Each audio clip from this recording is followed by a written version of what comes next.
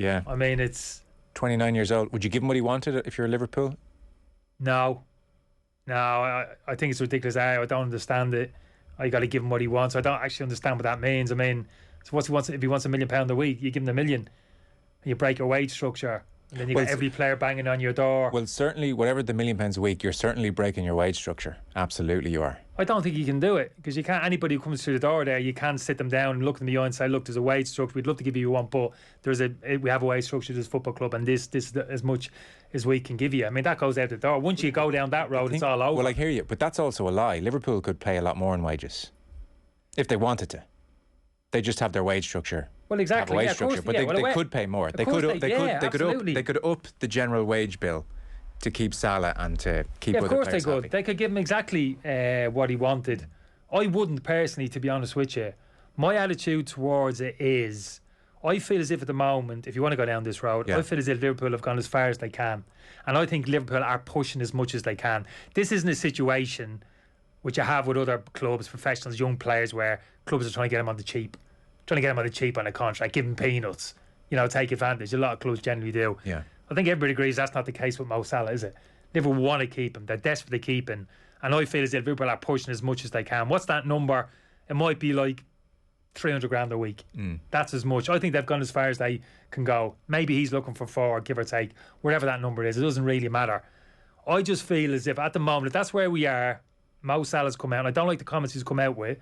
It's down to Liverpool now. It's nothing to do with me. They know what I want. They know what I want. Yeah, I don't like that. Cause that's not the case. It's not as simple as that. I feel as if it's for Mo Salah now to reach towards Liverpool and to give a little bit. That's how I feel. I feel as if Mo Salah has been an absolutely unbelievable signing for Liverpool Football Club. He's been absolutely fantastic. He's been a credit. He's improved as a player. His numbers we've spoken about, he's absolutely outstanding.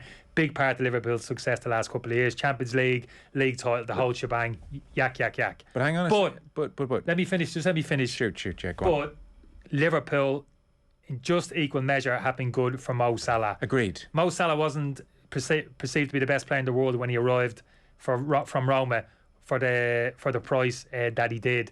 And Liverpool, for me, have an argument to say we've made him a world-class player because they've constructed a world-class team around him and elevated him, helped elevate him into that position. There's no doubt. And for that reason, that's why I'm saying... You feel he owes them something? He needs to recognise that. I think that needs to be... Mo Salah needs to recognise that and to actually hold his tip as cap to Liverpool. And for me, he does that by signing this contract. If it is for 50 grand or 75 grand less than ideally that he'd want, and he might get a Real Madrid and he might get a Barcelona, which I'm sure his agent is telling the football club. I think it's a massive mistake for him if he leaves Liverpool Football Club. The reception he got the other night, Joe, when he came back from the African Nations, his second half, wasn't it? Yeah. He came on the evening game at Liverpool. The whole crowd went up. Wow, what a feeling! How do you walk away from that?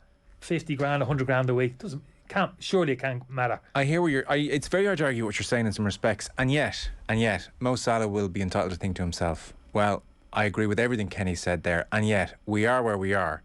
So he's sitting at home and he knows. He can't agree with it. He can, but he can say, I now need to think about the next 5 years. And I appreciate. Don't give me the old family secure. Go look after me kids and blah. No, it's actually not about that. His family are fine. Mo Salah's fine. Money's not going to be a problem. What are you talking about the next 5 years? What are you talking about? Well, he's like... It's football. Are you telling me there's a better football environment out there for Mo Salah than Liverpool football? Probably not. So what are you talking about? What's the argument the next 5 years? The argument is... You're saying it's not financial, it's not football. So what is it? The argument is... Why wouldn't he sign? The argument is, and you're going to scoff at this, pay me what I'm worth.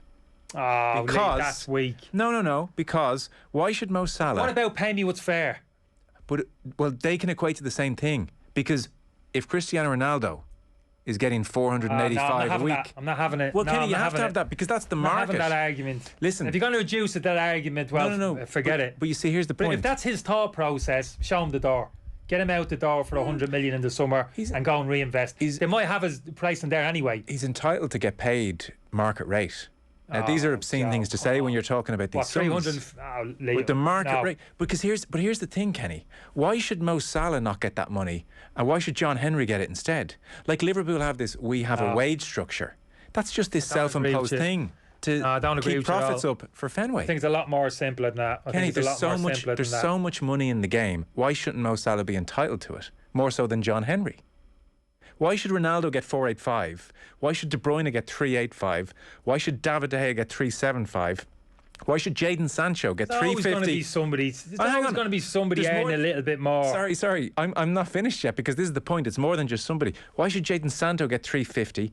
Aubameyang was getting 350. Lukaku's getting 325. Havertz is getting 310. Raheem Sterling 300. Why should Mo Salah? That drives you. Well, if that's what drives you, if that's why you wake up in the morning, where's my next quid going to come? But how can I earn an extra 10, 20 quid? But why should fair enough? Why should Mo Salah turn around and say, there's no point. If that's his attitude, enough. there's no point in us talking about from the footballing point of view in terms of Liverpool, his relationship to fans. That clearly doesn't come into it. If you're going to purely bring it down to a monetary argument, if that's all it is, yeah, don't sign the contract.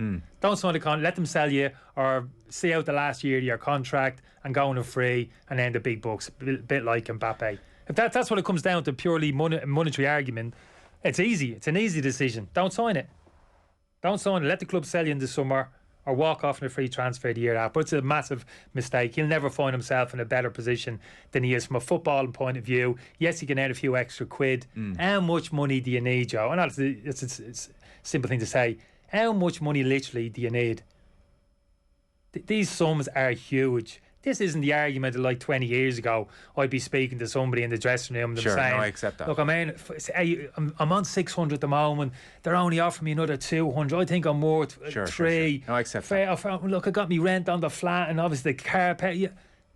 Those days have gone. The figures now, literally, Joe, for me, how much money do you need? But can you understand the human psychology of being maybe the best player in the league and being asked to be maybe 10th or 15th on the payroll? No, I don't. I don't equate that. I'm at a level of football in terms I'm the best centre forward in the world, and I need to be paid. I need to have the most money paid to me. I don't see that correlation. I don't buy into that. That's not how I think. That might be easy for me to say. I haven't got his ability. I'm not earning. Sure. But I'd like to think if I was that in position, I wouldn't be doing those maths in the head. That's not how I'd see things.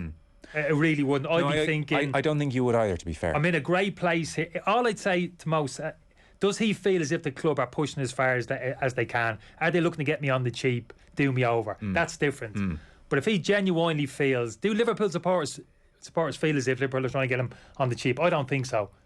If they're really pushing as far as they can within the confines of that wage structure, and he's going to be the best paid player at the football club, Joe, in their history. Yeah. In their absolute history, and they've had some giants in the past, players. I know it's a different game, money in the game and all that. Absolute giants. And he's going to be the best paid player of them all. Why would you walk away from that? Why? I don't understand it. Off the back of whatever it is, whatever that figure is, 50 grand, 100 grand a week.